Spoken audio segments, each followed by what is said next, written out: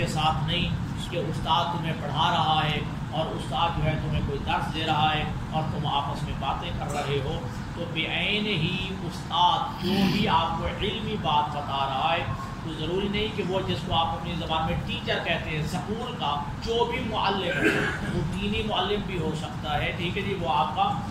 جو عصری علوم ہے ان کا پڑھانے والا بھی ہو سکتا ہے، کوئی مبلغ بھی ہو سکتا ہے جو آپ کو علمی بات بتا رہا ہے، تو لہٰذا جب ان کی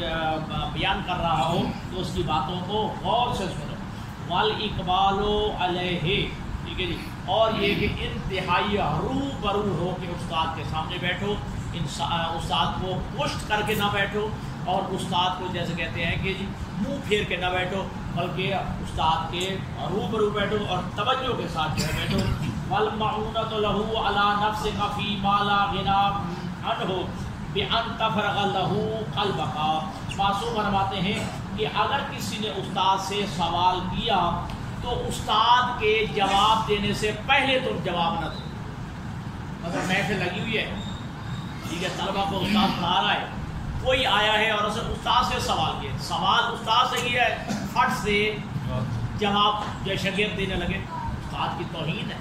یہ استاد کی بے ادبی ہے، ٹھیک ہے جی، سوال استاد سے ہوا ہے تو جواب بھی استاد ہی دے گا، کہ تو جو ہے اپنے آپ کو نہ دکھا کہ میں شاید جو بڑا پڑھ لکھا ہوں، یا یہ کہ خدا نخواستہ جو ہے استاد کی بات کو کہ تو جو ہے پہلے جواب دے۔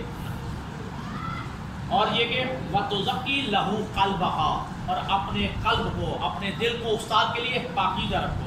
وَتَجَلَّ لَهُ بَصَرَكَ، اور اپنی آنکھوں کی بصارت کو استاد کے لیے روشن رکھو، ٹھیک ہے، یعنی یہ کہ یہ وہ جملے ہیں کہ جو معصوم کی زبان سے جو ہے جیسے کہتے ہیں فصیحت تو بلاغت والے جملے ہیں۔ اور وہ فرمایا کہ بِتَرْكِ اللَّذَّاتِ وَنَقْصِ الشَّهَوَاتِ، ٹھیک ہے جی، یہ بھی استاد کا حق ہے کہ تب تک علم حاصل نہیں کر سکو گے جب تک تم لذتوں کو ترک نہیں کرو گے، اپنی شہوات کو کم نہیں کرو گے، ٹھیک ہے جی، لہذا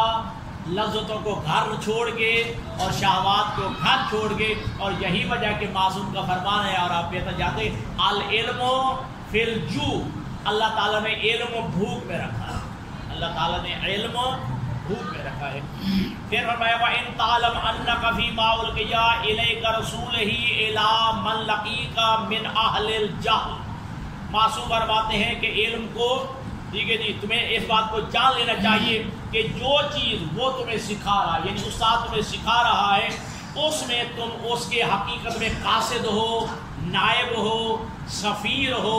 پیغام پر ہو، کس کے لیے؟ اِلَىٰ مَنْ لَقِيكَ مِنْ أَهْلِ الْجَهْلِ، ان لوگوں کے لیے جو تم سے ملاقات کرتے ہیں جو ان پڑھ ہیں، ٹھیک ہے جی، یعنی اس کا مطلب کیا ہوا، جو آپ اپنے سکولوں میں لکھو یہ جملے لکھتے ہیں کہ تم سکول میں آؤ علم حاصل کرنے کے لیے اور جاؤ علم پھیلانے کے لیے، لہٰذا جو ہے جب استاد سے علم حاصل کرتے ہو، گویا تم استاد کے نمائندے ہوتے ہو، استاد کے سفیر اور قاصد ہوتے ہو ان بندوں کے لیے کہ جن کے پاس علم نہیں ہے، ٹھیک ہے، لہٰذا ان سے علم لے کے آگے پہنچانا یہ بھی استاد کا حق ہے کہ علم کو اپنے تک ذخیرہ نہ کر لو۔